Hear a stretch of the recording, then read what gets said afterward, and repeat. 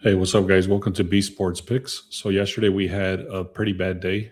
Overall, in the last couple of months, we have not had a bad day like yesterday. Everything was going the wrong way. So, for example, we took Toronto and we took them on the first 5 innings. They ended up winning the game, but not the first 5 innings. I did give away one play, which was the Pirates on the over. They went over that line, I think, in the third inning. So it was a very easy win for the free pick. However, in the VIP, we did lose about 4 units. So, like I mentioned, it was a pretty bad day. I'm not shying away from that. It is what it is. I do have one play today. I'm going to give you in this video. However, it's a very, very small slate and it's very bad. I did everything trying to find stuff. I'm not going to force anything, but the overall slate is just bad. I'm going to show you some examples of that. And then I'm also going to show you the system that I worked for the UFC. I have not placed my bets for the UFC, but I'll give you what I'm looking at and why I'm looking at it. So I'm not going to spend too much time explaining exactly what happened yesterday because it was just a bad day overall. And it happens, especially now with going into the trades season and things like that. So let me just kind of give me a second here because this is a new system that I'm using, a new browser. Give me 1 second here. All right. So bear with me because this is an EU browser that I'm using. The other one was lagging a lot on my camera.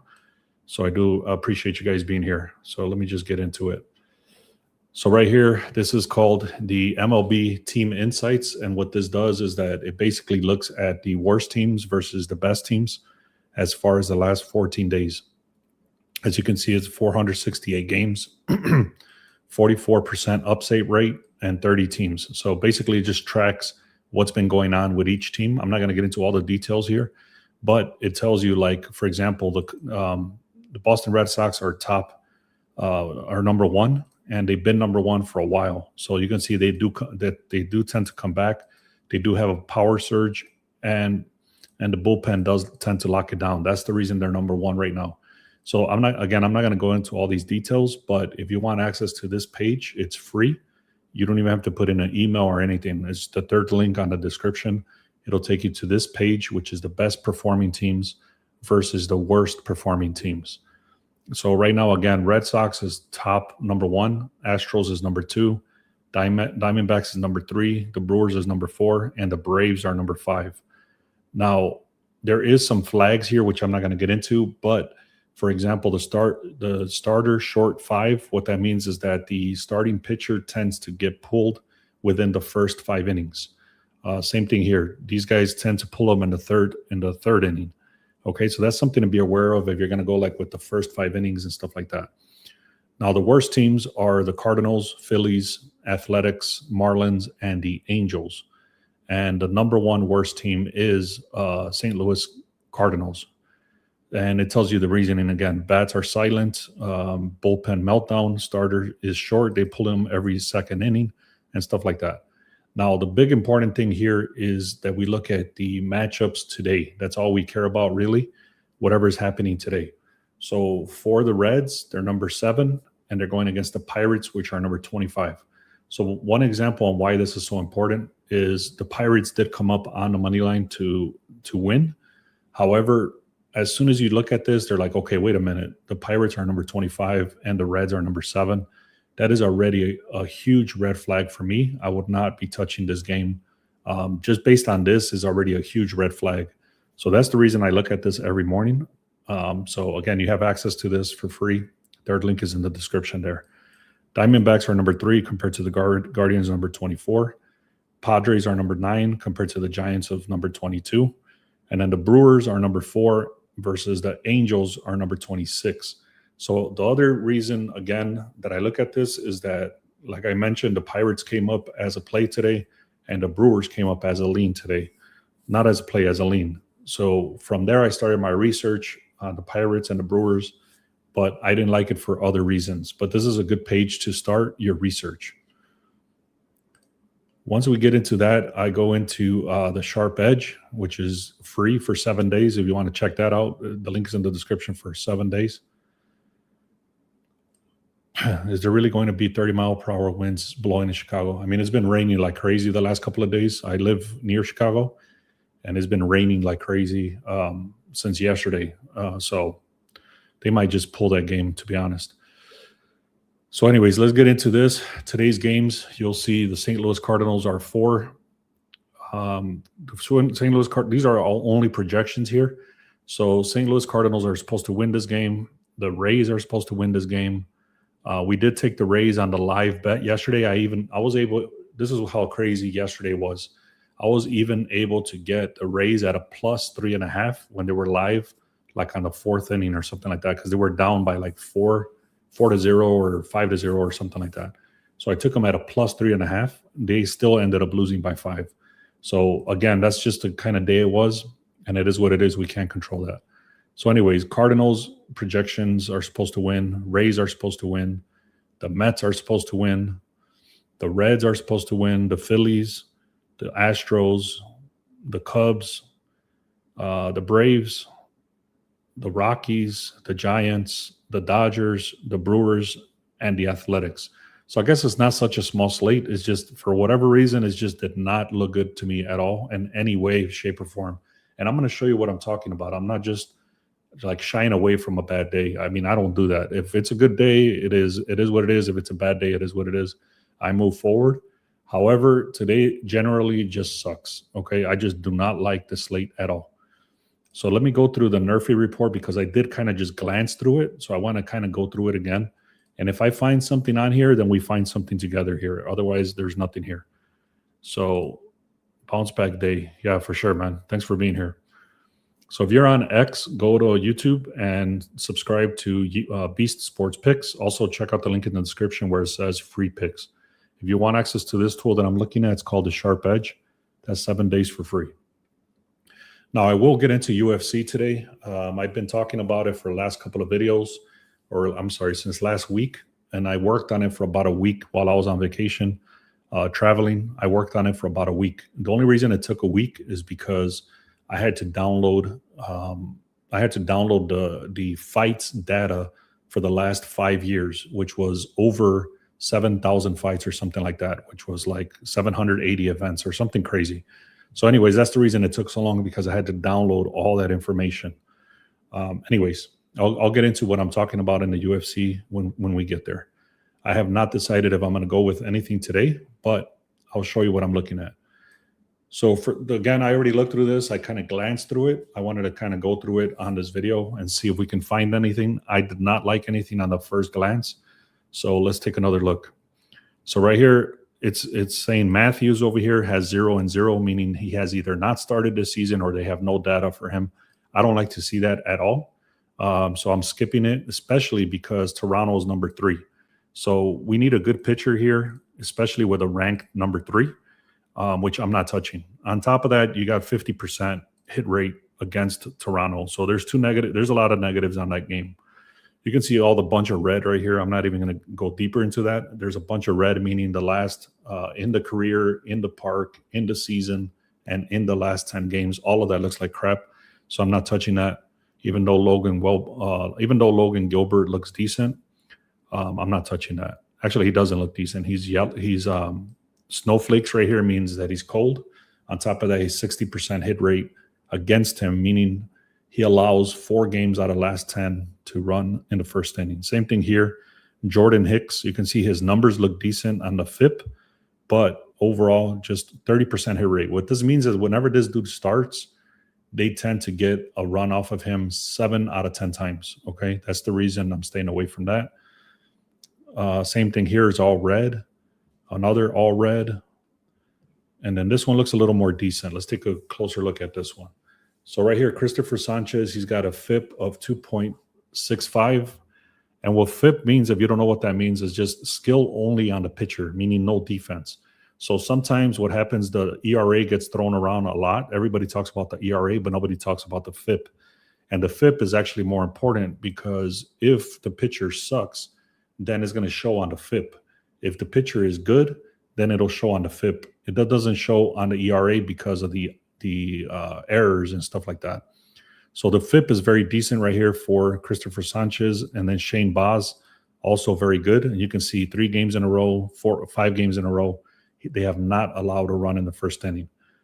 Over here, 60%, that's the reason I skipped it earlier. But now let me go deeper. And then I can see right here immediately, Trey Turner, he's gone up to bat, plate appearance 6 times, and he's gotten 3 hits. This guy, Schwarber, has gone up twice against him. He's gotten 100% hit rate. This guy, Harper, 5 times, and he's gotten 2 hits. That is not good. Okay, this is not good at all. Even though this dude looks decent up here, the top 3 batters get a lot of hits off of him.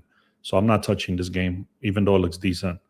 On top of that, if we look at Baltimore to go against Shane Baz, again, there's a 60% hit rate, so it's not looking good. I'm not going to try to explain all the reasoning. But on top of this, okay, now we're going to go into Houston. This dude is a very bad FIP. Even though his ERA is decent, his FIP is not. And then you can see 33% hit rate, 250, 300, 556. All these numbers are bad based on the strong batting versus the pitcher. Okay, now we got the next game. Look how good this looks over here, 100% hit rate all around. However, if we go deeper into this, he's only played 2 games or started 2 games. So that's why all these numbers are important, even though it looks overwhelming. If you start to learn how to read these numbers, it's very important. Because if it looks very hot right here, meaning 100% hit rate, 100% across the board, but he's only played 2 games, it doesn't matter. On top of that, the FIP is very bad. So that's the reason I'm skipping that one. You can just see the FIP is bad. That's why it's red. On top of that, you see all this red over here. So I'm not touching that. Max Fried is very decent, 2.57 FIP, 70% hit rate. David Peterson has played 128 games, 61 of those. They've rocked him in the last 10, so they do tend to get runs off of him in the first inning 50% of the time. So that is not good. The only thing that is good about this one, though, is the Yankees' offense is very bad for getting a run in the first inning. So they've been very bad overall, but especially in the first inning, they were basically been worse 10 in the last month and a half. So I feel like I'm going to be forcing something if I were to go with this, which I'm not going to do it, especially with the FIP over here with a 4.25 and then the 50% hit rate. If this wasn't 50%, I would have probably went with this because offense for Yankees is bad and the strong pitching is good. However, like I said, in the last 10 games, 5 games have gotten a run in the first inning. So I'm not touching that. On top of that, you got the Cubs is one of the best at getting a run in the first inning, which I'm not touching it. So overall, this is just bad. I'm not touching that. Let's see this one, 60% hit rate over here. The FIP is bad. All this stuff is red. Number 3, number 1. I'm not touching that. So today, in all honesty, I'm not going to do this, but I was getting, I would say about a week, maybe about a month ago, I started doing the yes run first inning, and I started hitting with those, but I had so many plays, so many things going on that I kind of dropped it. But today would be a perfect day to look at the yes run first inning because of everything I'm talking about here. But I'm not doing that today. If you wanted to look at today, you should look at the yes run first innings, not the no run first innings. Okay. I'm skipping this one because you can see in the last 3 games, he's gotten a run off. They've gotten a run off of him. On top of that, you can just see the overall picture, 60% hit rate against him. On top of that, Boston is number 2. All right. This one might be decent, actually. Let's take a look. This is the last. No, this is not. I don't like the last one right there, especially with being at the Athletics Park. It's smaller, so I don't like that already. This one might be the only one. Let me take a look. So Gazer here, 4 games in a row, he's gotten no run in the first inning. Soriano, he's gotten 8 runs or 8 games in a row. He has not allowed a run in the first inning. Everything is looking decent except this little red mark here, meaning in this park. So they've gotten hits off of Gazer a lot, or runs in the first inning in this park. So meaning in the Angels park, he does tend to allow runs in the first inning. However, if we look at the batting against him, there's no prior matchups. So these batters have not faced this pitcher this year. Okay, so that's why it says no prior matchups. He's played 18 games. So this is looking decent actually. Rank is 12, and then rank is 28th. So literally one of the worst offenses for no run first inning is the Angels, and then the 12th best is Milwaukee. However, Milwaukee is going against Soriano, and if we look at Soriano, he's been on fire right here, plus 90% hit rate.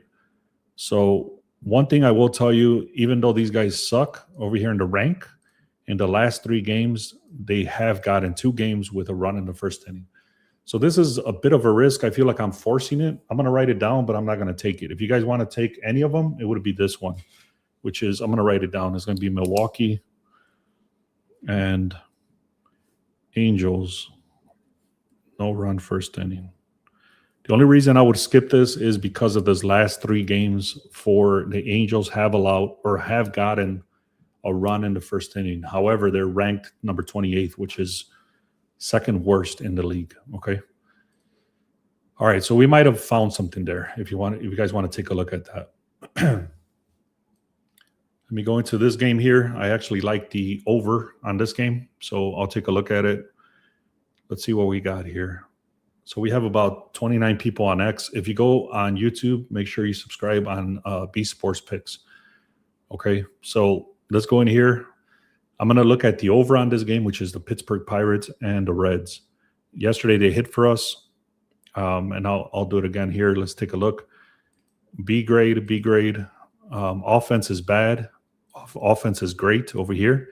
So that's what we need. We're looking at the offense. The over.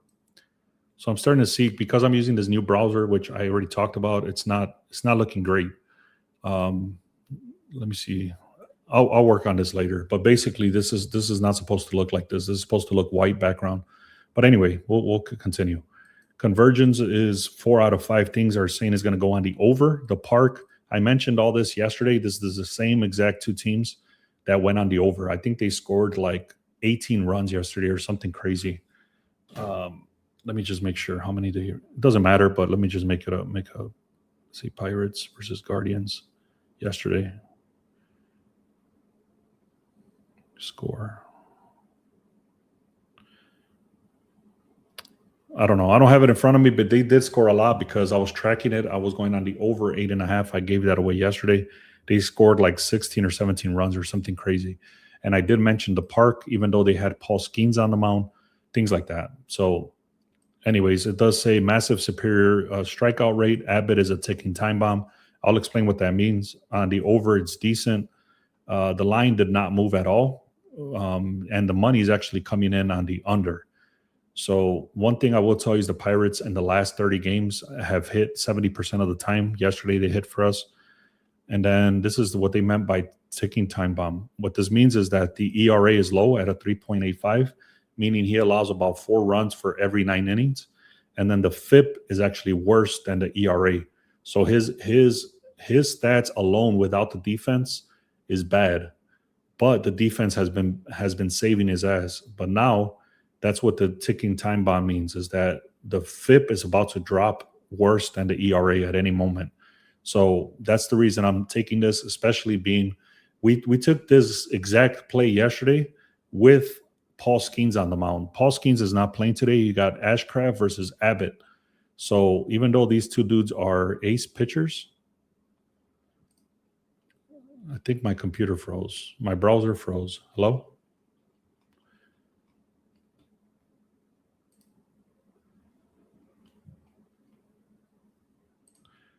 I think my computer froze, guys. Can you hear me? All right. Sorry about that. So anyways, just bottom line, the play I was going to give anyway is going to be the over on the Pittsburgh Pirates and the Cincinnati Reds game. I'm taking the over. I bought it back to the 8.5. It actually went up to 9. I bought it back to the 8.5. Are you guys still here? Can somebody comment? Let me know. All right. So now let's go into this is what I was referring to as far as the yeah, thanks. Appreciate it. So this is what I was talking about. This is the kind of stuff that I look at every morning. So this is all the slates. This is the entire slate for baseball. So let me just kind of go here. Give me a second here.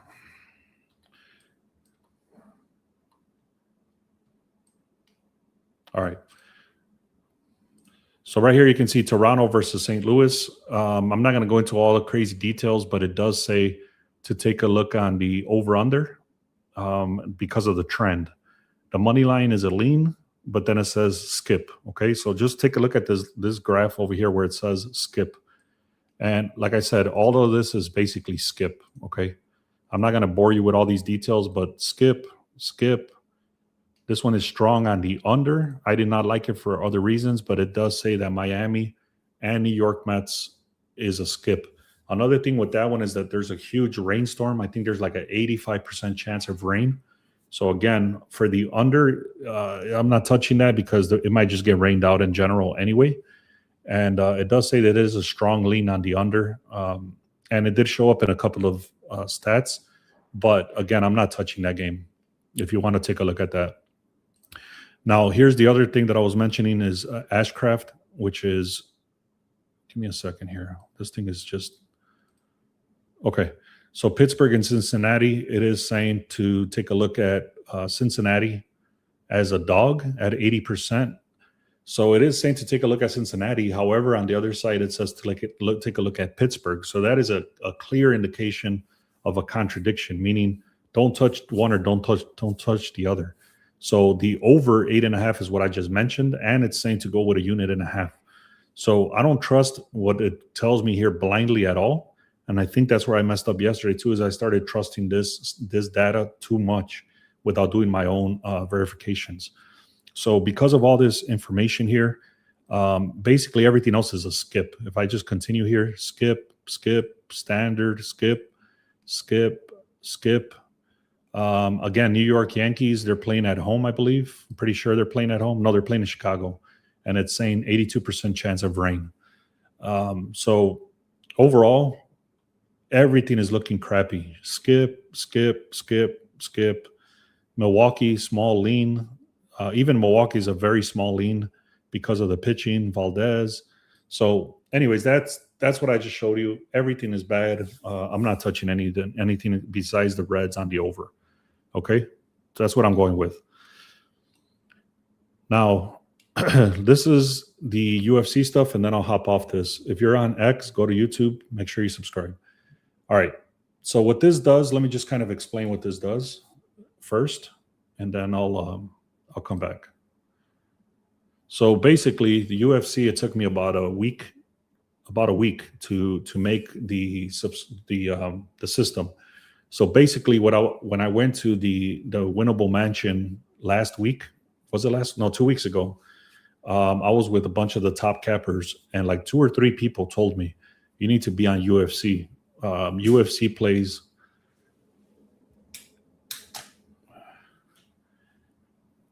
So sorry about that. So basically, it was telling me UFC plays 40 weekends out of the 52. So only 12 weekends there's no UFC. So that for me was already enough to pay attention, because this means we can kind of go year round with something to look at. And it's only once per week, just like football. You know, football is mostly Sundays, but basically what I'm trying to say is that it's not a lot of information that I need to look through. And it's a good thing to have as a backup. So today's a perfect example of that. We don't have a good slate in baseball, but now I can look at UFC. So this is perfect timing. And on top of that, 3 of the top cappers told me to take a look at UFC. So I paid attention. I listened. That's the reason I travel and I talk to these guys for those reasons. So anyways, I built the system, and it took me a week because I had to download over 750 or something like that, 700 and something events. And in each of those events, they have the prelims and the main card and all this stuff. So usually they'll have, I don't know, 7 or 8 fights or something like that. And you do that times 700. That's how many fights I had to download to get this information. Now, once we did that, I went through the top information for UFC and looking at what to look at, why to look at it. For example, the age, the weight, injuries, the prelims, the pre-UFC, because there's some fighters that have a record before UFC. Some come into the UFC with no record. So all that stuff had to be baked into this stuff. It's not just me throwing up some random shit here. This is literally a professional system. So what this does is it gives you the fair model, okay? So right here it says Rakic versus Tybura. Let me go into the system now. Give me a second. Give me a second here. Sorry about that. Why is this not? Let me see something. Give me a second. Thanks for bearing with me, guys. This is a new browser that I'm using just because my camera was freezing with Chrome and I had to switch over to the system. All right. So thoughts on the Dodgers and the Red Sox as well as the Yankees under. The Yankees under I'm not touching. It's a super low number at a 6.5. There's rain involved. They might even cancel the game. I'm not touching that. So let me make sure. Is that the same game I just talked about? So this is what it is. I'll show you what this shows right here. New York Yankees versus Chicago Cubs. It does say Fried is on the mound. Peterson is on the mound, which is good for the under. It does say to take a look at the under. They've gone 71% hit rate on the under. But then the lean is very strong on the over. Okay, so that's a big contradiction. On top of that, there's a lot of rain coming in. I'm not touching that game at all. And then somebody did mention that there was 30 mile per hour winds, which I don't see it, but you never know. So definitely not touching the under. Okay. So anyways, let me get into the system now. This is the UFC system. This is the first time I'm showing it to anybody. So what this does is it looks very deeply at each of these fighters. So right here it's saying Rakic versus Tybura. And then Rakic, the fair odds are plus 102 versus Tybura, which is a minus 102. So it's a very slight favorite for Tybura. And I don't know how to pronounce all these guys' names. I've seen some of them. I don't watch UFC that crazy. So some of these names might be a little bit off. But anyways, right here, the fair model is saying that the odds are plus 102. However, if we look over here, it says the consensus, the current line, it says Rakic is a 327. Okay, and it gives you the reasoning. It says there's an age gap. Here, let me pull this down. So it's saying here, age is the only thing Rakic 6 features skill, layoff, damage. It favors Tybura. So basically, they're saying that everything is favoring Tybura except the age. So he's actually 6. It doesn't tell me the age, but so anyways, obviously I'm gonna have to do more research than this, but it gives me a lean where Rakic is a minus 326. So for me, this is what I'm looking at. Okay, just so you can see my thought process. If the fair market it's saying that they should be right around a pick'em, why is this dude so heavily favored? Okay, so obviously I'm going to do my research, but the best price right now would be Tybura, and there's an edge over Tybura because of the age. And obviously I'm going to do more research than that. But in this case, I would be looking at Tybura. I hope that makes sense on why. If it doesn't, let me know. But that's what I'm going to be looking at. Next one is Total Vorik and Valentin. Valentin is minus 172, fair market. And the current value is minus 150.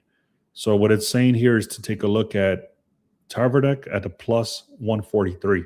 So same scenario, okay? Now it's saying the opposite. It's saying Total Vorik is valued at minus 172, but the current line is plus 143.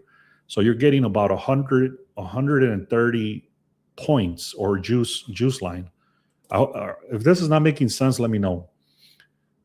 But right here, it does say, take a look at Tybura. I guess the easier way to look at this is Tybura, Tovarek, and then it says pre-UFC win rate is 33% logic. He dominates, but retests a non-feature. Okay, so I'm going to just kind of skim through the rest of these. I've been on here for about 30 minutes now. So let me just kind of skim through the rest of these. Rodriguez versus Medic. Medic is 198. Rodriguez is 330. So he's getting about another 100 points or so. Give me 1 second, guys.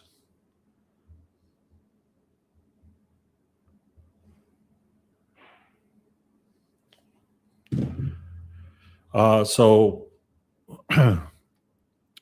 Medic is minus 325. So basically, again, it's Medic is saying that the fair value is 198, yet the current line is minus 136. So this is what I like to look at. Okay, this is what's called a discrepancy in the line. So in this case, I would be looking at Radek. I'm sorry, Tybura, Tovarek, and Rodriguez. Okay. Medic edge is pure age, activity, not skill. Rodriguez wins ELO, damage absorbed. And then there's a few more. I'm not going to go through all the rest of these in detail like that, but I'll give you the rest of these and I'll explain what this says. Give me a second. And I'm almost done, guys. Thank you for being here. I appreciate you guys. And then Clean and Musavec. Clean is 336. And then it's saying to take a look at Clean, Rodriguez, Tovarek, and Tuberod. Here's the edge. It's a small edge. Medic is pure age and activity. Skill rating, model robust feature agrees with the direction. And then it says, if you're reading it, it does say a plus 330, and Turek is a 143. They're big 2+ money disagreements. Tybura is 30er of the two.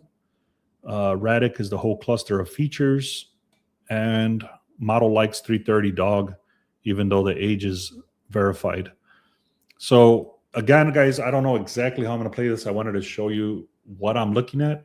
But once I figure out exactly how I'm going to be playing this stuff, what I will tell you is I'll be looking at these fighters for today, which is Tybura, Tovarek, Rodriguez, and Klein. And I'll be looking to see if I can get more information on these guys, especially being that the odds are this crazy, and maybe doing a 2-leg parlay or 3-leg parlay or something like that. Maybe two of the heaviest favorites guys on here. And that's how I'll play it. Let me know what you think of that system. Let me know what I was all over the place there. So I appreciate you guys being here. I appreciate you guys riding with me. And then through the good days, bad days, yesterday I did share a couple of plays, and I think only one of them hit. But for sure, the one I gave away for sure, it did win. And then the Rays, I took them live and they ended up losing. So anyways, I appreciate you guys that are here. If you're on X, go to YouTube. Make sure you subscribe there. And also check out the links in the description. Thank you guys so much. Let's have a great day.